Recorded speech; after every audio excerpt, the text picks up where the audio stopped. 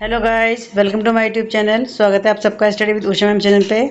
आज हम 9th class का इकोनॉमिक्स का पार्ट नंबर 1 पालमपुर गांव की कहानी के क्वेश्चन आंसर्स करेंगे। इस चैप्टर की व्याख्या हम पहले कर चुके हैं। व्याख्या का लिंक आपको डिस्क्रिप्शन में मिल जाएगा, ठीक है। और इसमें आपके एनसीईआरटी के क्वेश्चन नहीं है, बल्कि आपके बहुत इंपॉर्टेंट क्वेश्चन है जो आपसे आपके एग्जाम में पूछे जाते हैं, इसलिए वीडियो को लास्ट तक जरूर देखिएगा, ठीक है। चलिए स्टार्ट करते हैं। पहला क्वेश्चन है कि खेती की आधुनिक विधियों के लिए ऐसे अधिक आगतों की आवश्यकता होती है, उन्हें उद्योगों में विनिर्मित किया जाता है। क्या आप सहमत हैं? आंसर है हाँ। आधुनिक कृषि तरीकों को कारखाने में निर्मित अधिक संसाधन चाहिए। फर्स्ट है HYV बीजों को अधिक पानी चाहिए और इसके साथ बेहतर नतीजों के लिए रासायनिक खाद कीटनाशक भी चाहिए।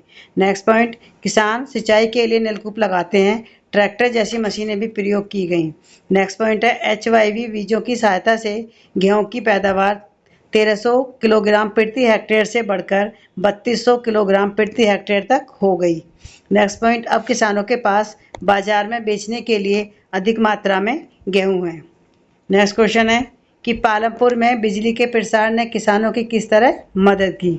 तो आंसर है बिजली से खेतों में स्थित सभी नलकूपों एवं विभिन्न प्रकार के छोटे उद्योगों को विद्युत ऊर्जा मिलती है। नेक्स्ट पॉइंट, पालमपुर के किसानों को अपने खेतों की सिंचाई बेहतर तरीके से करने में सहायता की। नेक्स्ट पॉइंट, बिजली से सिंचाई प्रणाली में सुधार के कारण किसान पूरे वर्ष के दौरान विभिन्न फसलें उगा सकते हैं। नेक्स्ट पॉइंट, उन्हें मानसून की बरसात पर निर्भर रहने की आवश्यकता नहीं है, जो कि अनिश्चित है।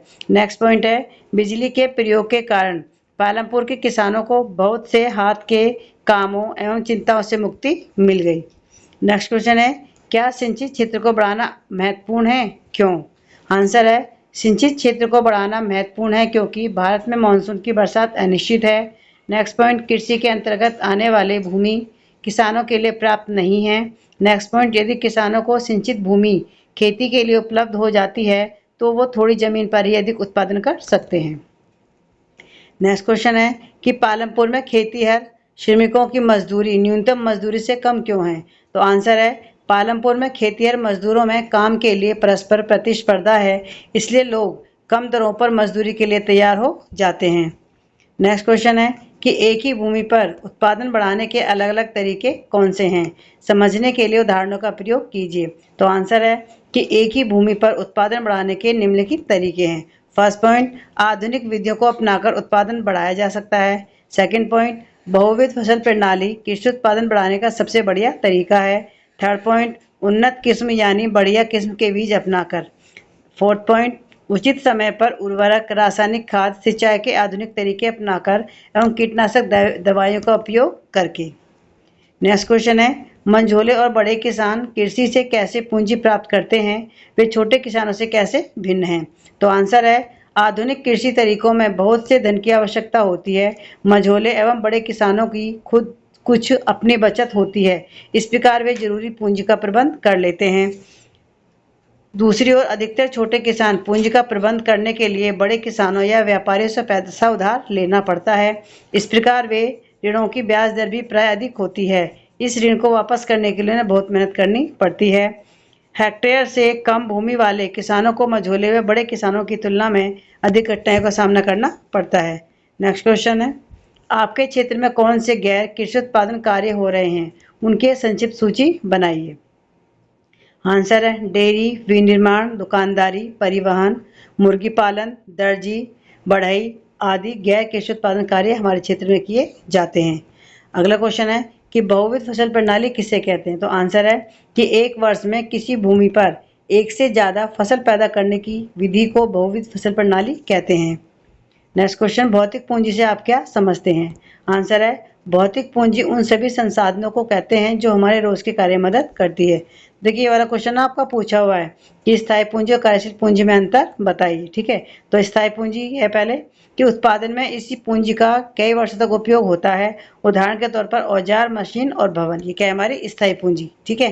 फिर है कार्यशील पूंजी, उत्पादन क्रिया के दौरान ये पूंजी समाप्त हो जाती है, उदाहरण जैसे कच्चा माल और नगद पैसा, ठीक है। नेक्स्ट क्वेश्चन, परंपरागत खेती व आधुनिक खेती में अंतर स्पष्ट कीजिए। आंसर है परंपरागत खेती कृषि में पारंपरिक बीजों का प्रयोग होता है, सेकेंड पॉइंट, कम सिंचाई की आवश्यकता होती है। थर्ड पॉइंट, उर्वरकों के रूप में गाय के गोबर अथवा दूसरी प्राकृतिक खाद का प्रयोग होता है।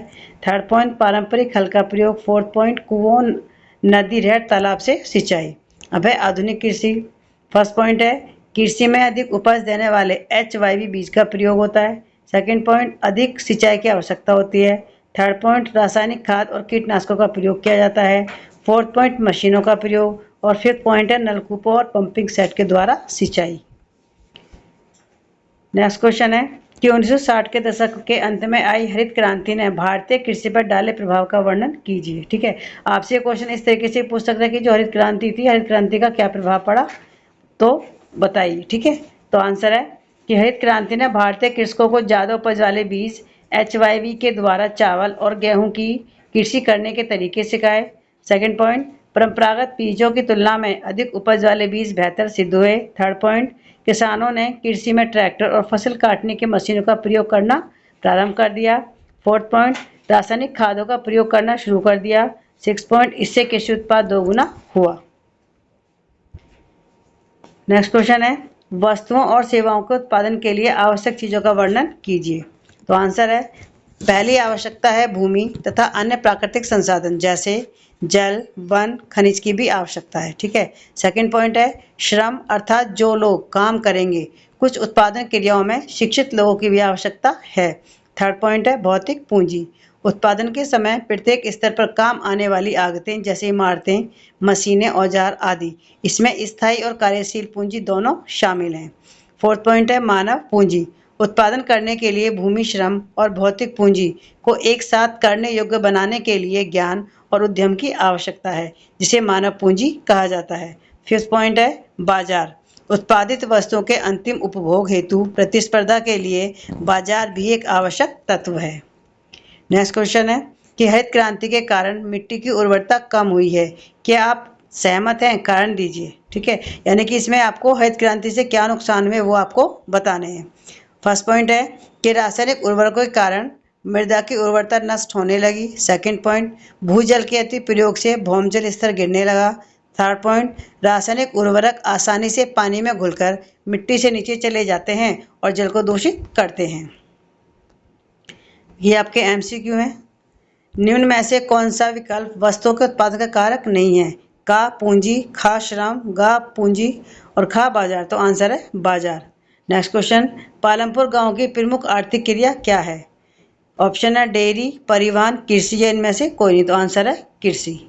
गेहूं फसल है रबी की, खरीफ की, रबी और खरीफी, इनमें से कोई नहीं। तो आंसर है रबी।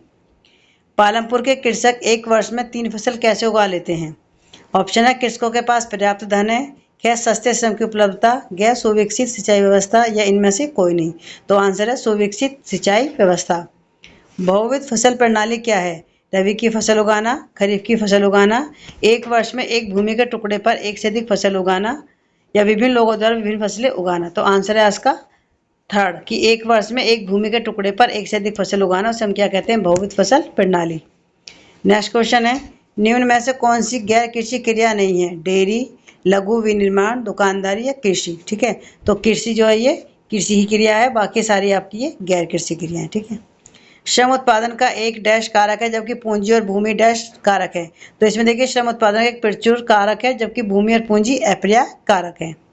नीचे एक संकल्पना से और दूसरा कारण कह दिया गया है, इन्हें पढ़कर सही विकल्प का चयन कीजिए।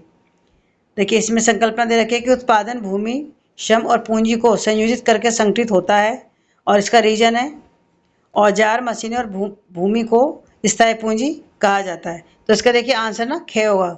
देखो इसमें जो संकल्पना दे रखी है वो भी सही है। ठीक है, रीजन ये स्थायी पूंजी कहते हैं ये सही, लेकिन इसका इससे कोई भी कोई जो इसका संकल्पना इसकी ये स्पष्ट व्याख्या नहीं करता है।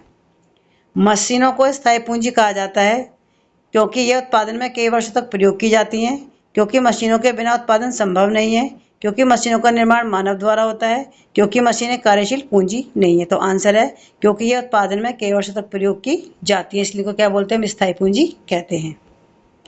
ठीक है,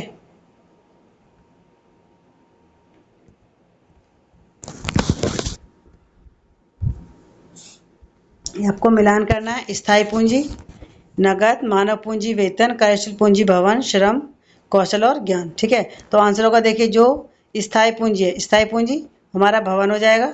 मानव पूंजी हमारा कौशल और ज्ञान हो जाएगा। कार्यशील पूंजी होगा हमारा नगद और श्रम होगा हमारा वेतन। ठीक है, तो देखिए ये सारे क्वेश्चन बहुत ही इंपॉर्टेंट है। ये क्वेश्चन आपके एग्जाम में आपसे पूछे जाते हैं। तो प्लीज़ मेरे चैनल को लाइक और सब्सक्राइब जरूर करें, साथ में और बच्चों को भी शेयर करें ताकि उन बच्चों को भी इसका फ़ायदा मिल सके। ठीक है, आज की वीडियो में बस इतना ही। मिलते हैं आपसे नेक्स्ट वीडियो में। Thank you.